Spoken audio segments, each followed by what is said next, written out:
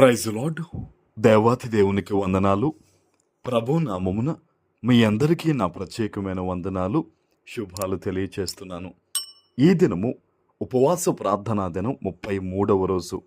మీ అందరి కొరకు నేను ప్రార్థిస్తూ ఉన్నాను. మీ ప్రార్థన అవసరం నాకు తెలియచేయండి. ఈ దినము కొరకు ఏర్పాటు చేయబడిన దేవుని వాగ్దానము ఆదికాండము 16వ అధ్యాయము 10వ వచనము.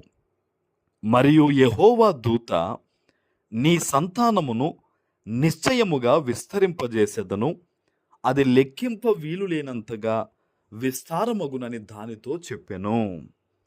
దేవుని నామానికి మహిమ కలుగునుగాక.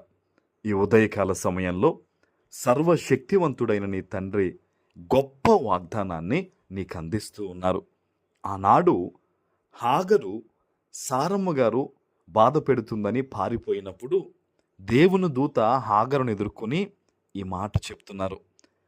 ఆయన అంటున్నారు చూడండి, నీ సంతానమును నిశ్చయముగా విస్తరింపజేస్తానని మాట ఇచ్చారు ఆయన. ఈరోజు ఇష్మాయేలు సంతానం ఎంతలాగా అభివృద్ధి చెందిందనేది మనం చూస్తూ ఉన్నాం కదా. హాగరు ఐగుప్తు దాసి అయినప్పటికీ కూడా దేవుడు ఆ బిడ్డను ఎంత కనికరించారో చూడండి. ఈ రోజుల్లో చాలామంది అనుకుంటారు, నా దగ్గర ఏమీ లేదు కదా, నేను ఎంతో చిన్న వ్యక్తిని కదా, దేవుడు నన్ను కనికరిస్తాడా, నన్ను ఆశీర్వదిస్తాడా, నా బిడ్డల్ని కూడా దీవిస్తాడా అని కొంతమంది అనుకుంటారు. ఈరోజు దేవుడు సెలవిస్తూ ఉన్నాడు, ఆయనను నీవు నమ్మటంతోనే నువ్వు నీతిమంతుడిగా నీతిమంతురాలుగా తీర్చబడ్డావు. నీతిమంతుల సంతానము విడిపింపబడుతుందని చెప్పాడు దేవుడు. నీతిమంతుల సంతానము ఎన్నడూ బిచ్చమెత్తదని దేవుడు చెప్పాడు.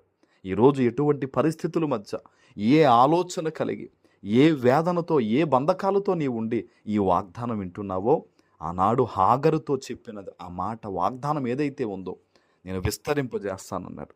ఈరోజు నీ సంతానమును కానీ, నీ అభివృద్ధి పదాన్ని కానీ, నీ ఉద్యోగాన్ని కానీ, వ్యాపారాన్ని కానీ దేవాతి దేవుడు విస్తరింపజేస్తాడు. ఆమేన్. ఆయన అంటున్నారు చూడండి, ఆనాడు లెక్కింపడానికి వీలు లేదు, ఇంకా లెక్కించడానికి వీలు లేనంత విస్తారంగా నేను అభివృద్ధి పరుస్తానని హాగరుతో దేవుడు చెప్తున్నాడు.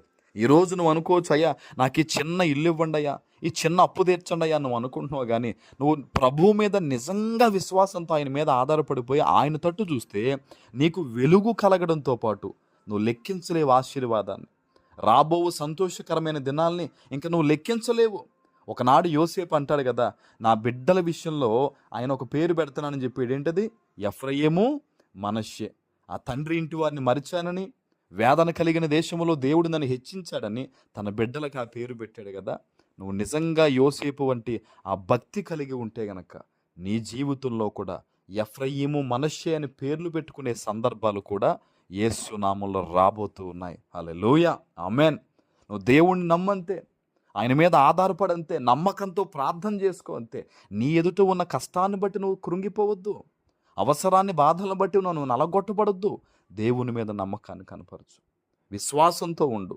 సమస్తము ఆయన చూసుకుంటాడు. నిన్ను పుట్టించిన దేవుడు, నిన్ను పెంచి పోషిస్తున్న దేవుడు నీ అవసరాలు తీర్చడమ్మా తప్పకుండా తీరుస్తాడు.